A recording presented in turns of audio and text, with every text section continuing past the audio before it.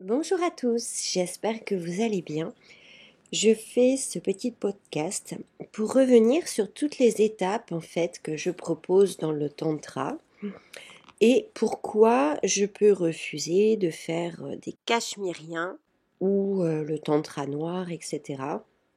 Pourquoi il est nécessaire d'être prêt? Eh bien, tout simplement, je ne suis pas une masseuse tantrique, mais daikini.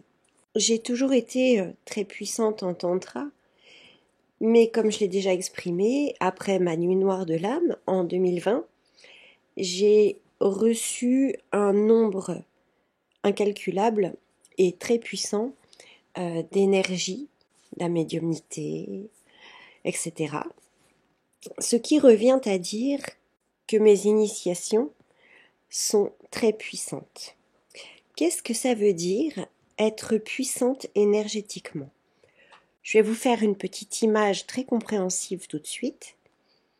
Si vous prenez un médicament avec une posologie correcte, comme le médecin vous l'a écrit, vous allez voir votre santé s'améliorer et guérir. Si vous prenez une surdose, il va y avoir des dysfonctionnements, vous allez avoir des effets secondaires. Et si vous prenez une extra surdose, vous pouvez y rester. Eh bien, c'est un petit peu la même chose avec moi. Alors, je vais vous expliquer donc les étapes. Donc, on démarre par un tantra débutant où on va apprendre la respiration périnéale qu'il faudra maîtriser ensuite pour commencer à faire bouger votre énergie sexuelle. Je vous rends toujours autonome, c'est-à-dire qu'on fait des séances et vous pouvez complètement continuer votre évolution tout seul chez vous, en se voyant très occasionnellement. Pour des remises à niveau, bien évidemment, ça c'est obligatoire.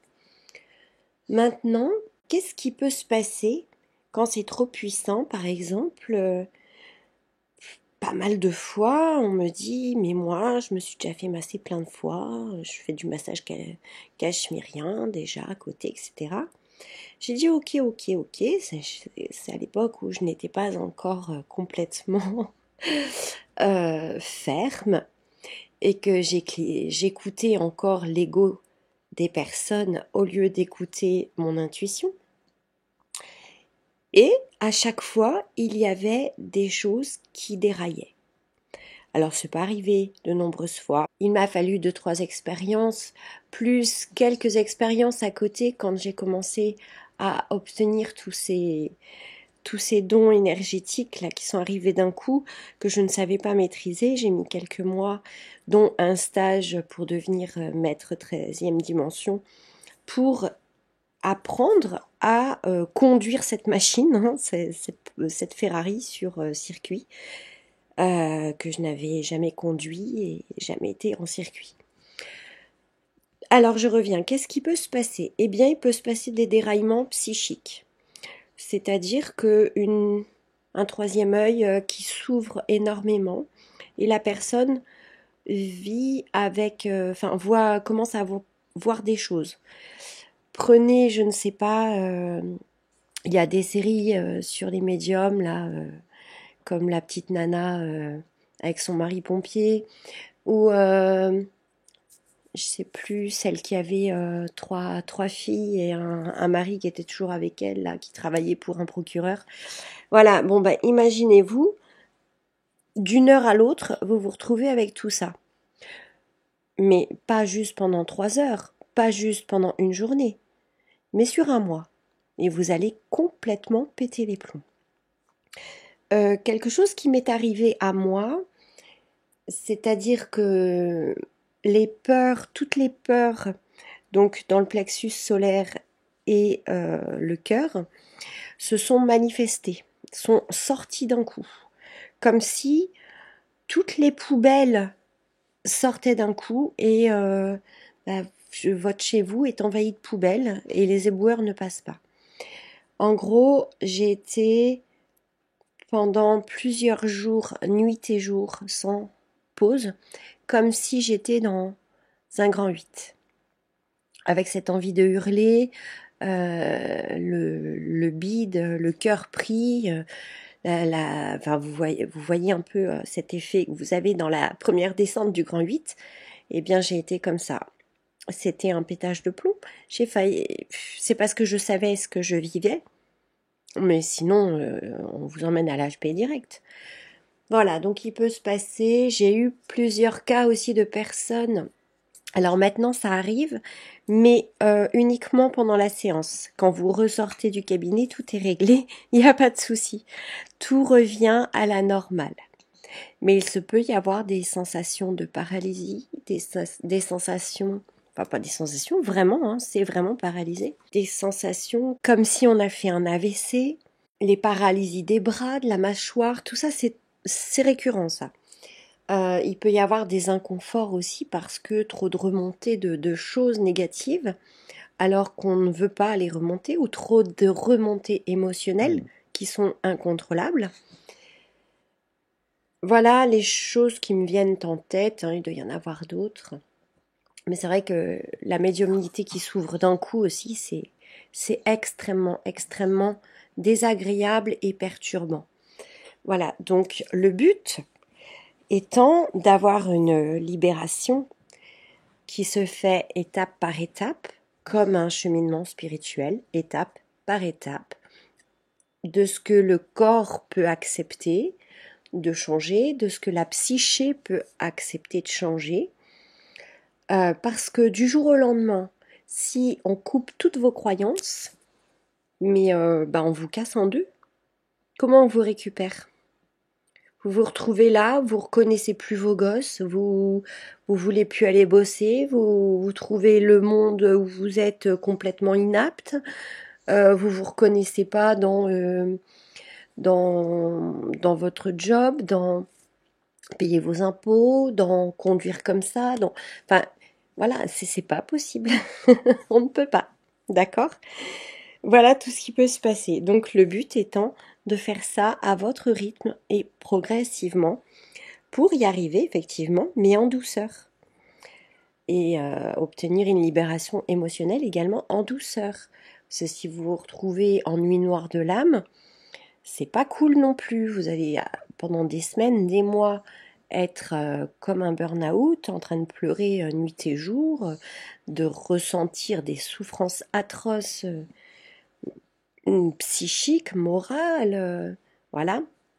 Donc non, on ne veut pas ça. Voilà, donc on commence en général par un débutant ou si vous avez déjà fait plusieurs massages tantriques et que ou du yoga, ou vous méditez régulièrement, ou vous connaissez la notion d'énergétique, vous avez fait du travail sur vous déjà. Dans ces cas-là, on peut passer au tantra avancé.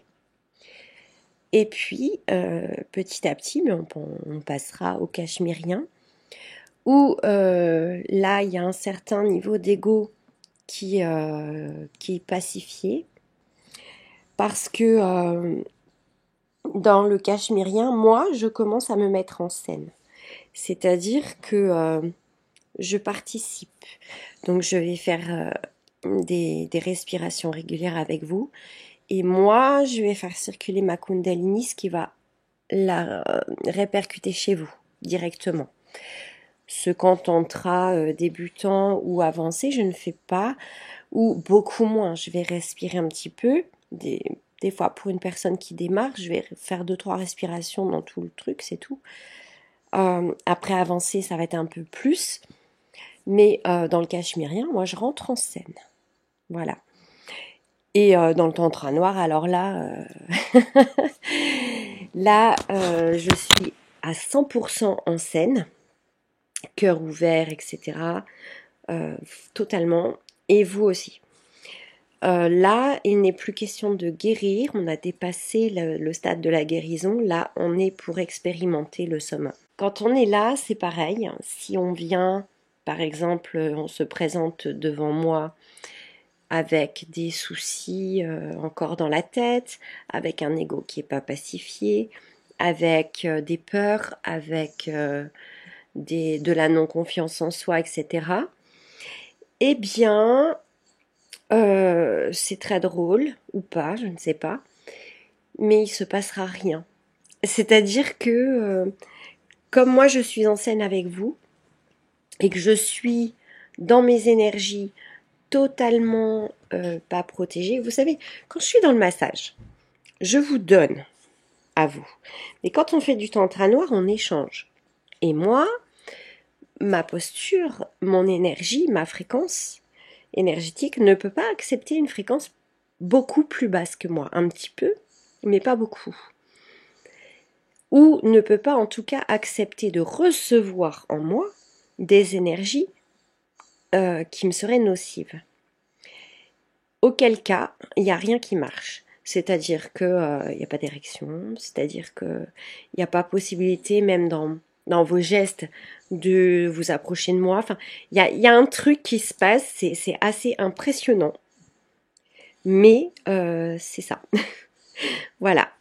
Donc, ne passez pas les étapes. D'ailleurs, je vous demande qui veut passer les étapes rapidement. N'est-ce pas votre ego? Donc, dans ces cas-là, votre ego qui ne respecte pas votre psyché, votre ego qui ne respecte pas votre rythme, votre ego qui ne respecte pas votre corps. Et forcément, vous allez vous retrouver en sortie de séance avec ces éléments qui vont pas respecter votre ego et qui vont vous taper dessus. Voilà, ça, c'est un revers de médaille, c'est entre vous et vous. Je vous rappelle qu'il s'agit d'un élément spirituel. Alors, bien sûr, moi, je suis là pour vous guider et pour vous stopper ou vous ralentir ou vous remettre dans le bon truc. Voilà. Mais voilà, c'est bien l'ego qui veut encore et encore et encore sans rien respecter, dans l'impatience d'arriver je ne sais où d'ailleurs. C'est vrai, ça c'est une question. Vous voulez aller arriver où? Où est-ce qu'on est censé aller? Hein, n'est-ce pas? Vous voulez obtenir l'orgasme cosmique? Oui, bah oui, donc il faut avoir fusionné. Il faut avoir fusionné avec son ego, il faut avoir fusionné avec son mental, ses émotions, voilà. Et tout ça, c'est un chemin. Et pour l'avoir fait, ce chemin, je peux vous dire que ça prend quelques années et que c'est pas toujours simple. C'est vraiment pas toujours simple. Et j'avoue qu'il n'est pas simple non plus pour l'ego d'accepter ce cheminement parce que l'ego aimerait bien que ce soit autrement. Et il le fait savoir. J'espère que mes explications vous ont été utiles. Et je vous dis à très bientôt. Au revoir.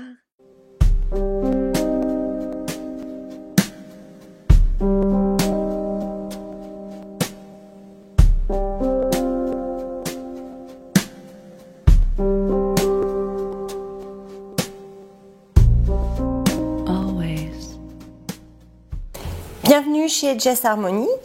Je suis votre initiatrice tantrique depuis 2011. Je vous aide à vous reconnecter à vous-même par la voie tantrique et la sexualité sacrée. Pour recevoir mes vidéos régulièrement, n'hésitez pas à vous abonner à ma chaîne.